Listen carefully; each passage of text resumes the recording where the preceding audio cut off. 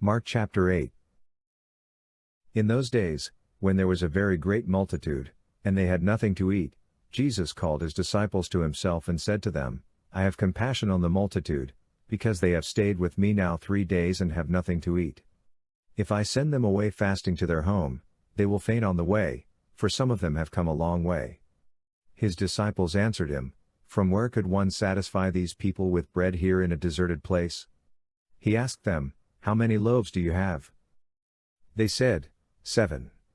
He commanded the multitude to sit down on the ground, and he took the 7 loaves. Having given thanks, he broke them and gave them to his disciples to serve, and they served the multitude. They also had a few small fish. Having blessed them, he said to serve these also. They ate and were filled. They took up 7 baskets of broken pieces that were left over. Those who had eaten were about 4,000. Then he sent them away. Immediately he entered into the boat with his disciples and came into the region of Dalmanutha. The Pharisees came out and began to question him, seeking from him a sign from heaven and testing him.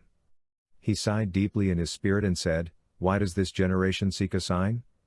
Most certainly I tell you, no sign will be given to this generation. He left them, and again entering into the boat, departed to the other side. They forgot to take bread, and they didn't have more than 1 loaf in the boat with them. He warned them, saying, Take heed, beware of the yeast of the Pharisees and the yeast of Herod. They reasoned with one another, saying, It's because we have no bread. Jesus, perceiving it, said to them, Why do you reason that it's because you have no bread? Don't you perceive yet or understand? Is your heart still hardened? Having eyes, don't you see? Having ears, don't you hear? Don't you remember? When I broke the 5 loaves among the 5,000, how many baskets full of broken pieces did you take up?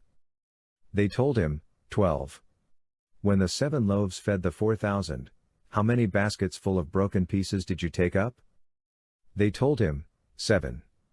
He asked them, Don't you understand yet? He came to Bethsaida.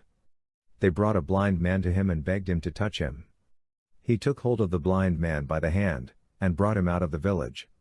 When he had spat on his eyes, and laid his hands on him, he asked him if he saw anything. He looked up, and said, I see men, but I see them like walking trees. Then again he laid his hands on his eyes. He looked intently, and was restored, and saw everyone clearly. He sent him away to his house, saying, Don't enter into the village, nor tell anyone in the village.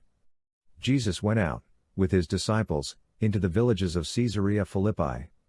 On the way he asked his disciples, Who do men say that I am? They told him, John the Baptizer, and others say Elijah, but others, one of the prophets. He said to them, But who do you say that I am? Peter answered, You are the Christ. He commanded them that they should tell no one about him. He began to teach them that the Son of Man must suffer many things, and be rejected by the elders, the chief priests, and the scribes, and be killed, and after 3 days rise again. He spoke to them openly. Peter took him and began to rebuke him. But he, turning around and seeing his disciples, rebuked Peter, and said, Get behind me, Satan. For you have in mind not the things of God, but the things of men. He called the multitude to himself with his disciples and said to them, Whoever wants to come after me, let him deny himself, and take up his cross, and follow me. For whoever wants to save his life will lose it, and whoever will lose his life for my sake and the sake of the good news will save it. For what does it profit a man to gain the whole world and forfeit his life? For what will a man give in exchange for his life?